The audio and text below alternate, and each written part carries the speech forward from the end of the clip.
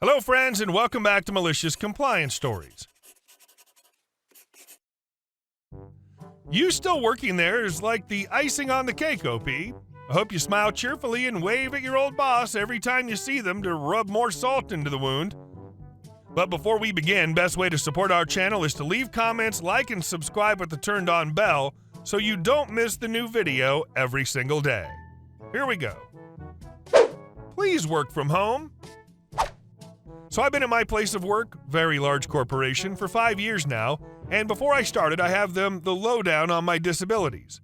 And yes, I will have more sick days than most, but I made clear from before the start and throughout that some days I won't be well enough to travel to the office, but will be well enough to work from home. Due to the business ops, all staff are provided a laptop, which you can plug in at any desk or work remotely on visits or even home. My managers didn't trust people to do work from home, and when it inevitably happened a few months in, I let them know I am up for doing my work as usual, no problem, but I won't be able to physically commute to the office today. Just a note that my work was all business admin on a computer, so I could perform my duties to the full same standard wherever I was.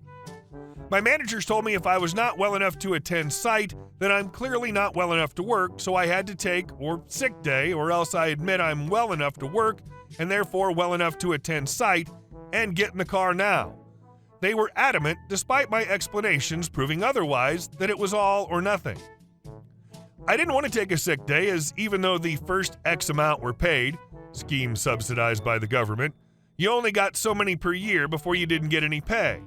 But they told me not to work again by phoning me when I logged in anyway, just to set my out-of-office reply on and reschedule a couple of meetings, which were happening virtually anyway. So I took the day off, enjoying my rest and feeling much better as the day went on. So this happens a few times, and I keep complaining and even bring it to HR and senior managers, but apparently it was my manager's discretion, so it wouldn't help me. My days added up, and sure enough, the first 2 years of my employment, I lost a few hundred due to too many sick days when I was actually not sick, just unable to physically get to work. Then COVID happened. No one was allowed to attend site, everyone had to work from home, but due to all my complaining over the last 2 years, I had heaps of evidence in writing from my managers and essentially backed up my seniors in HR that I was not allowed to ever work from home. So I didn't. They were not happy, but I held my ground. My partner was in her 3rd trimester, so I was looking forward to having all the extra time to help her and be with the baby. They logged it as sick leave despite me stating and even getting a fit note from the doctor confirming I was fully fit and well enough to work. Pay ran out within a number of weeks. I was pissed, but semi-expecting it. Didn't think lockdown would be so ongoing. But without pay, it was going to be untenable for me going forward, so I had to fight it, and what I wanted fixing was my absence not being paid leave. I gave them the alternative option, though, that I could work from home, and as my personal health and job circumstances had not changed, they would have to admit they intentionally forced me to take sick leave unnecessarily over 2 years, meaning they would have to pay that back instead. They didn't budge, so I sued. They did their best to ignore the suit, so I started building up my case formally, including a subject access request where they have to give me any documents or even notes held on the system that are about me in any way. This included emails between my managers asking HR how they could fire me, and HR apologizing that they couldn't find legal grounds to unless I changed my story at any point, i.e. if I gave up the suit and continued working for them, then they would view my lawsuit as fraudulent and terminate my employment. Anyway, this backfired on them, as seeing this showed me that I could never drop the case. I won't go into the full logistics, but when it went in front of a judge, their lawyers were embarrassed, and before the case was over, they offered me a settlement to more than cover my lost wages, even though I was never doing any of this to make money, but to just be treated fairly and respectfully as an employee. I decided to let the case finish, and at the end, without me saying anything, they doubled their first settlement offer with the condition that we agreed that we would all move on from the entire ordeal. I was allowed to work from home, and after COVID, continued to do so at my own unchallenged discretion. So I accepted. And our second story. So, about all these purchase orders. Okay, so the scene is this. It's 1990. I'm in college pursuing a computer science degree. For various personal reasons, I'm getting burned out and leave during my senior year and decide to get a job. It's probably worth noting that in many areas then, the demand for computer professionals was so high that a lot of places didn't care if there wasn't a degree. There was a massive shortage of people. So it didn't take me long to land a job. It was at a factory that made hydraulic equipment. There were about 50 office workers there, mostly engineers, accounting, HR, the dock office, plant management, and the various support staff for those positions. This is where almost all of the computers were. It's probably useful to explain that there was no IT department at all. I was the only IT person for the whole place. After I started there, it was explained to me that I wouldn't be getting a computer. WTF. The reason was this. At this time, it was a status symbol for managers to have a computer on their desks, and most of them never used it. Corporate wanted to encourage the managers to send those computers to their staffs who would actually use them, but they didn't want to lose their symbols, so you'd have a manager with a computer and 4 or so people under him sharing one PC. Anyway, as there was no IT department, they put me in the accounting department for lack of anywhere else. Now, while we weren't allowed to purchase new computers, we were allowed to repair broken ones, and that was part of my job. Failed hard or floppy drive or monitor or power supply or whatever. When I needed a part, I'd grab the latest issue of Computer Shopper. Tech people of my generation know it well, but for those who don't, it was basically a big magazine with ads for computers and computer parts, and it was enormous. Hundreds of pages every issue. So one day, I'm in my office. Yes, I had an office with a desk, phone, door I could close, just no computer, and the payroll clerk walks in. We'll call her Claudia. Claudia points to the magazine and asks if that's where I order the parts from. I said yes. She then asks if it would be possible to build a functioning computer from the various parts.